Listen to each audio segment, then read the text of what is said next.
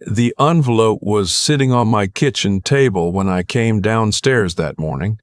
I hadn't opened it yet. I just stood there in my robe, 63 years old, looking at it the way you look at something you already know is going to change everything, and you're not sure you're ready for it to. My son was getting married in 4 hours. I poured my coffee, sat down across from that envelope, and let the steam rise. I need to go back about 18 months to make sense of any of this. My wife of 31 years, the woman I built a home with, raised a son with, buried both my parents beside, told me one evening in March that she wanted a divorce. She didn't say it dramatically. She said it the way you'd say you wanted to repaint the living room. Calm, decided, already done in her own mind before the words left her mouth. Her name doesn't matter anymore. I'll call her my wife, because that's what she was. And then she wasn't. I asked her if there was someone else. She said no. I asked her if she was unhappy.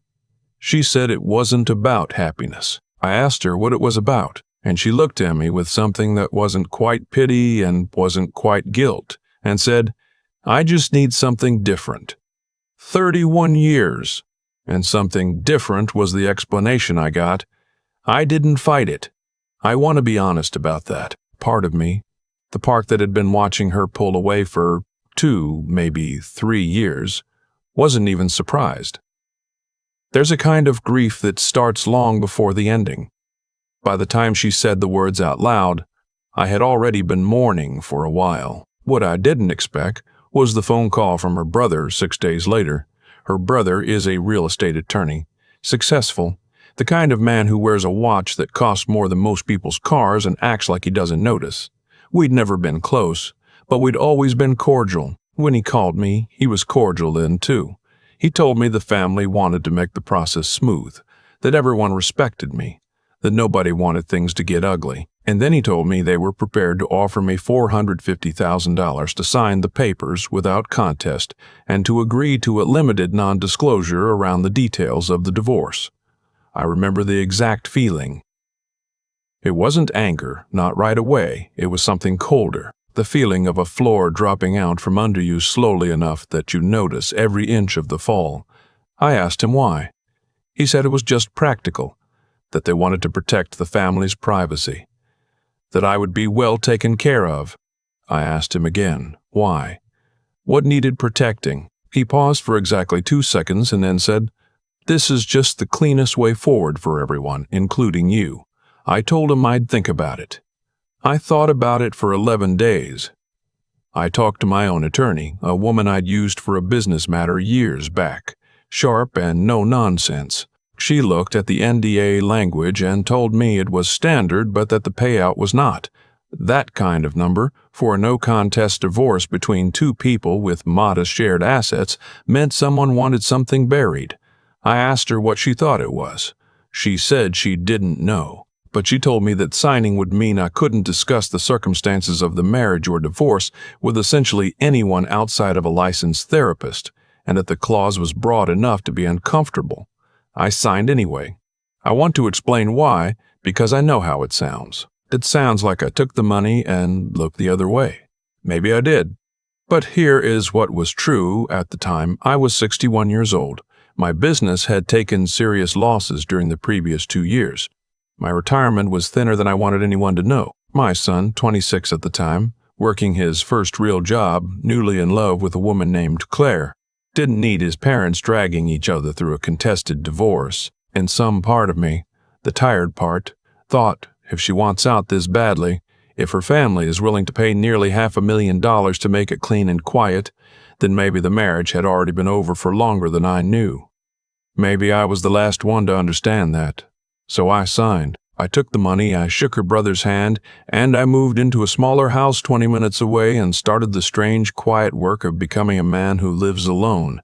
My son and Claire got engaged 8 months after the divorce was final. I liked her from the first time I met her. Steady, warm, the kind of woman who pays attention when you talk.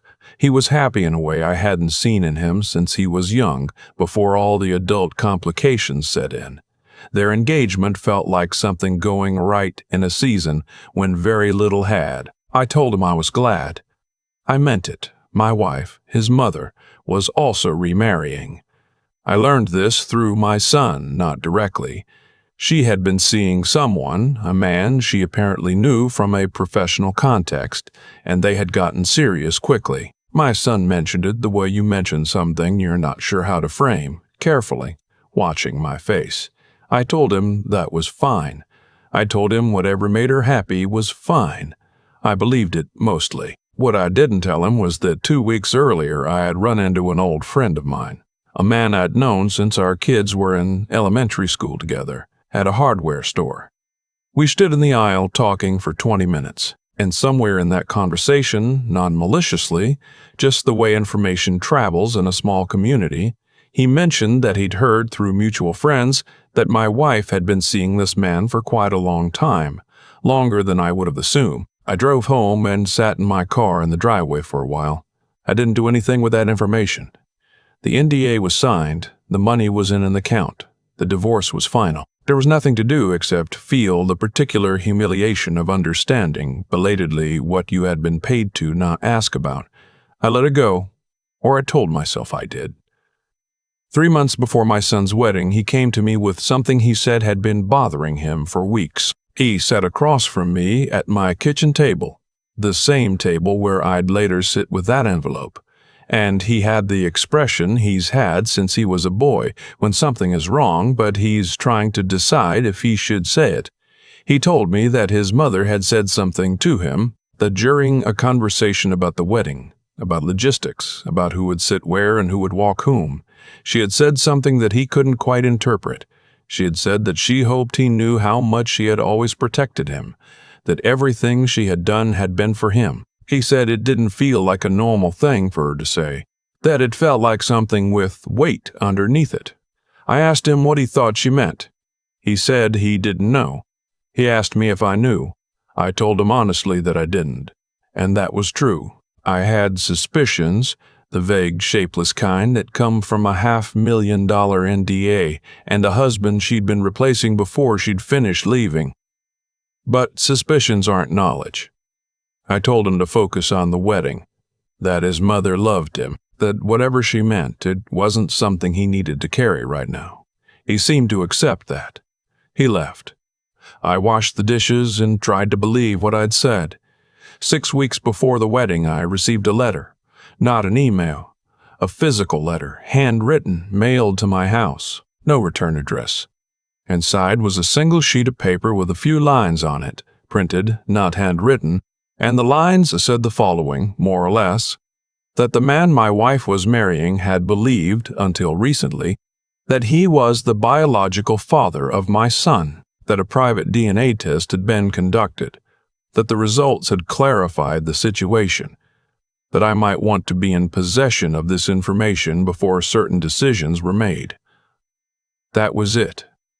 No name, no explanation, no contact information. I sat with that letter for 3 days. On the 4th day, I called my attorney. I told her I had received anonymous information suggesting that there may have been a question about my son's paternity and that someone close to the situation had apparently conducted a private DNA test. I asked her what my options were. She was quiet for a moment. Then she said that if there was any question about paternity, and if that question was relevant to agreements I had signed, I should consider getting clarity before the statute of limitations on any relevant claims became an issue. She said the NDA I'd signed restricted disclosure, but not the pursuit of factual truth in a legal context. I asked her what that meant practically. She said, "It means if you want to know, you have the right to know. And if what you learn changes the picture, there are things we can look at." I ordered a home DNA test. I told my son I was having some health screenings done and needed a DNA sample for a hereditary condition panel. He swabbed without question. He's always trusted me. That is the part I have had to make my peace with. The results took 11 days. I was sitting at that kitchen table on the morning of his wedding when I finally opened the envelope. The coffee was hot. The house was quiet. Outside, the light was the particular pale gold of an early autumn morning, the kind that makes everything look briefly like it's been arranged. I read the results. My son is my son. The DNA was a match. 99.9%. There was no question. I set the paper down on the table. I had expected. I don't know what I had expected. Some part of me had prepared for devastation, had rehearsed the feeling of a 30-year assumption collapsing. I had lain awake several nights building walls against a truth I thought might be coming. But he was mine.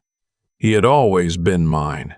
He had always been mine. And what I felt, sitting there in the early morning light, 4 hours before my son's wedding, was not relief in the simple sense. It was something more complicated.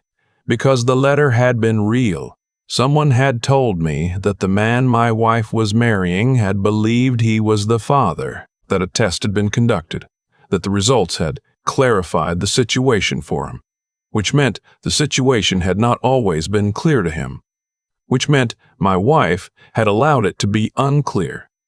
I thought about her brother's phone call, the $450,000, the NDA, the phrase, protecting the family's privacy. I thought about my wife telling my son that she had always protected him, that everything she had done had been for him. I sat there a long time. I got dressed. I put on the suit I'd had pressed for the occasion. The charcoal one, my son had said, looked good on me when I tried it on the week before. I looked at myself in a mirror, the way men my age do, cataloging something, not quite sure what.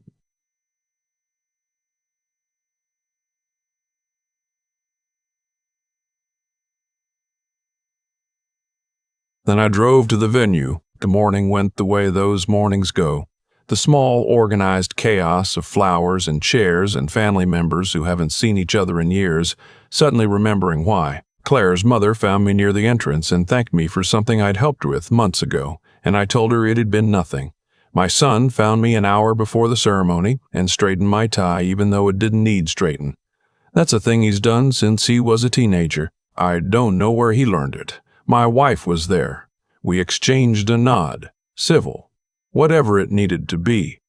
Her soon-to-be husband, I'll call him that because that's what he was about to become, was there too. I had met him once before, briefly, at a gathering I hadn't been able to avoid. He was polished, and the way her brother was polished. The kind of man who seems to take up a calibrated amount of space.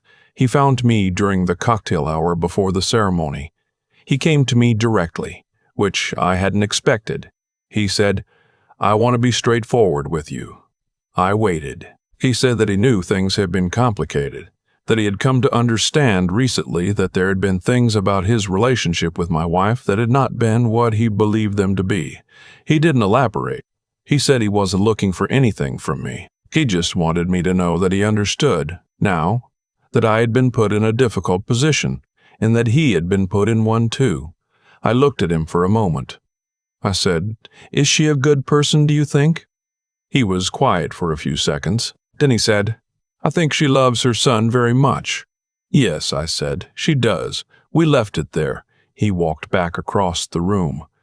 I got myself a glass of water and watched the afternoon light fall across the tables.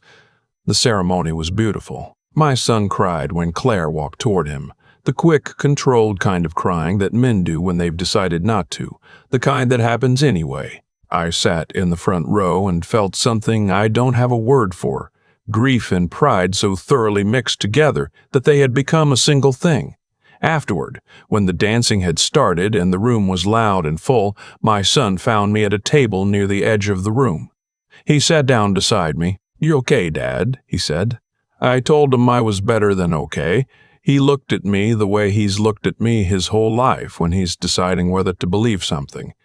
Then he seemed to decide. "I'm glad you're here," he said.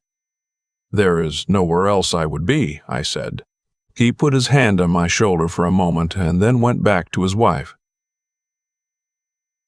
I watched him go. On the drive home, I thought about the letter, about who sent it. I had my suspicions.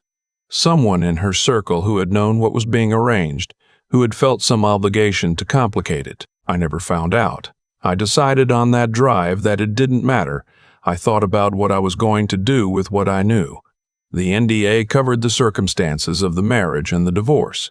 It did not cover a DNA test I conducted on my own, with my own resources, for my own clarity. My attorney had been correct about that, and what I had learned was that my wife had, at some point, allowed a man to believe a child was his when the truth was more complicated, or had at least not corrected the belief, and that her family had paid nearly $500,000 to ensure I would not ask questions at the time. I could pursue that. There were legal avenues. There were things that could be opened up. I sat with it all the way home. When I pulled into my driveway, I turned off the engine and sat in the dark for a few minutes. My son is my son. He has a wife now. He is building something. What he needs from me, for the rest of my life and his, is to be the kind of father who shows up, not the kind who burns the ground down around himself proving a point.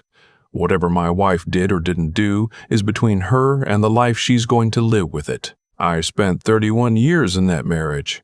I know exactly how that kind of accounting works. I went inside. I put my suit jacket over the back of a chair. I picked up the DNA results from the kitchen table and held them for a moment. Then I put them in the drawer in my desk, not the trash, the drawer, locked it, and poured myself a drink. There are things you carry. There are things you set down. The art is knowing which is which. I know who my son is. I know who I am. That turned out to be enough.